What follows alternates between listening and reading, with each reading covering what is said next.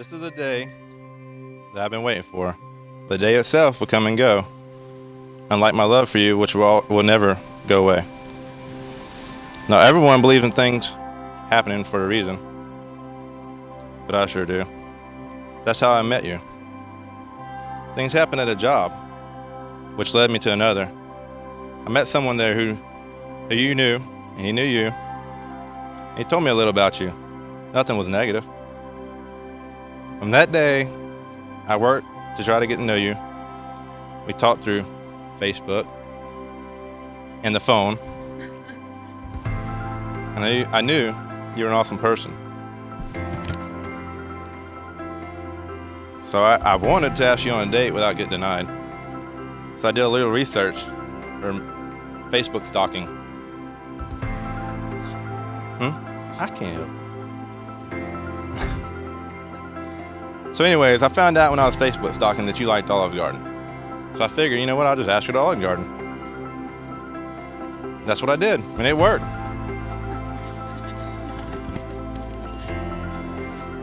I mean, she had a plan to leave me that day if I didn't pay, just so y'all know. From then on, every time you talk to me, or you'd call me, I get really excited, crazy. And officially, March 16, 2011, my life started feeling complete. The first time that Austin came around,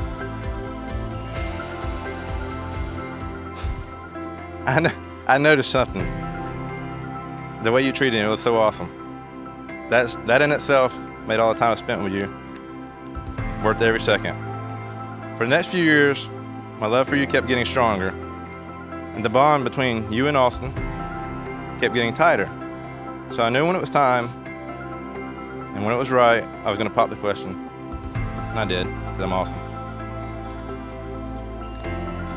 Madison, you're by far the most beautiful person I know. I love you bigger than the sky. And then, fixing a rhyme. I vow to be by your side till the day that I die. Anything for you. I promise to do all your honeydews. I vow to love you times infinity. And always remember, things happen for a reason. God gave me you. Madison. My girl set me up. In March 2011, I was skeptical of what our relationship would entail. I was love's worst critic, marriage's biggest opponent, and children weren't even a blip on my radar. But after nearly 8 years, you've altered all my perceptions. You've made me love fearlessly, trust in the thought of marriage, and the way you love Austin is your most endearing trait and perhaps has waived my previous thoughts of having just one. And since then, we've been inseparable, have weathered many storms, literally, and have made some of life's biggest accomplishments. I promise to be the one to hold conversations so that you don't have to. I promise to not watch our shows when you're on call, and I will continue to round up your dirty laundry and love you more than my dog, maybe. I will forever micromanage every detail of our life, from birthday parties to vacations. I promise to make an attempt to not be a side seat driver, even though I'm the better driver. And I will admit, you're the better twerker, executor of all our absurd ideas, can mow a mean yard, procrastinate with the best of them, perfected perfectionism, and work harder than anyone I know on a costume. But only if you can finally admit that I'm the funnier one. I also vow to love you during sickness and in health, and by sickness, I mean sitting with you in the ER due to one too many rum runners. You're my best friend, I know he's running, and voice of reason when I want to rescue every dog on face of earth. I can't wait to share the rest of our lives laughing uncontrollably, people watching, rides to Sebring, watching everything from Teen Mom to Making a Murderer, and eating loads of buffalo chicken. We are the two of the most different people, but we are each other's best strengths, and here's to the rest of our lives. Today I'm not marrying just your dad, but I'm promising you forever. Over 7 years ago, I met this little boy who was 16 months old, wearing boots, jeans, and a plaid shirt at the Arcadia Arena, and I never imagined the impact he would have on my life. Today, he is one of my biggest blessings, and I want you to know that that little boy was you. I will continue to be the keeper of your secrets, your biggest fan, supporter, listener to all your worries, shoulder to lean on, and to forever love your dad. You are so very special, and I love watching you grow. I love you for all that you are and all that you've yet to be. And I'm proud to be your stepmom. I love you.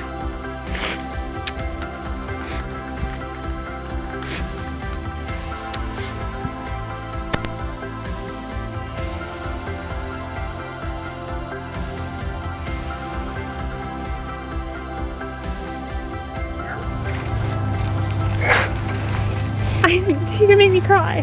I'm sorry. Sorry. You look beautiful. Thank you.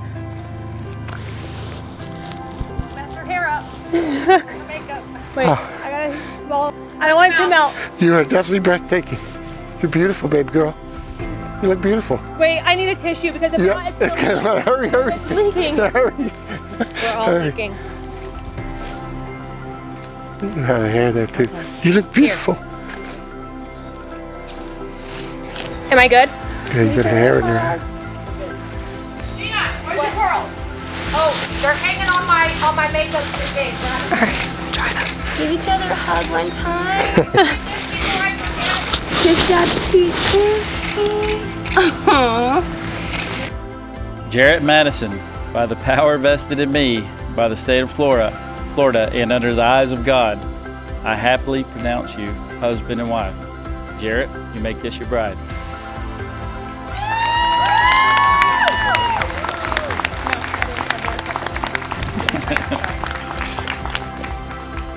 Ladies and gentlemen, it is a pleasure for me to be the first one to introduce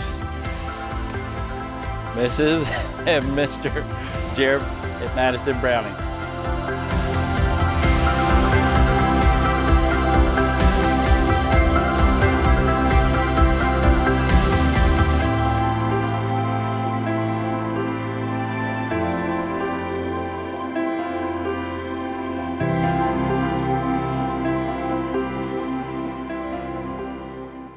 The sun goes down, it feels tight. We're losing our minds, but it feels right as long as you're around. Your heartbeat sounds to me like freedom. Oh, you keep me wild. All the stars in the sky, all the lights on the highway. Oh, they keep us coming alive. Grab my hand in the dark, light it straight to my heart. Oh, you give me every time. Don't want anything new, got nothing to lose. All I need is beside me in the front seat. Something about you, been what I need. Some kind of new American dream. We were moving fast, so we were caught in a rush. It was a blur of a summer, it was Hurricane Us. And as I looked over my shoulder, trying to catch your gaze, I saw the sun shining over clear as a California day. Oh, it's the first night of the rest of our lives, and there's a Madison is obviously beautiful, and she's smart, but she is so much more than that. She is a free spirit, a forward thinker. She has so much passion, and she is so much more brave than most of you could ever know. It's very apparent how much Madison loves Jarret. But if you've ever heard her talk about Austin, then you would know that her love for him is fierce. She advocates for him, adores him, and the grace with which she has joined his life is something that should truly be commended. Madison, over the last 5 years, you have taught me more about unconditional acceptance and selflessness than you will ever know. You stand up for what you believe in, yet you maintain your composure with class and style, and it is something that I greatly admire you for. Jarret works incredibly hard, yet he always makes time for his family.